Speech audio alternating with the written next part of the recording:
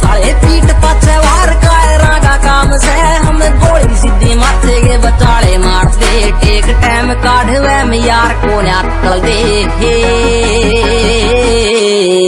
हो ऊंचे से विचार सच्ची नीत पक्के यार गधे पीठ पाछे वार को अक्ल दे ऊंचे से विचार सच्ची नीत पक्के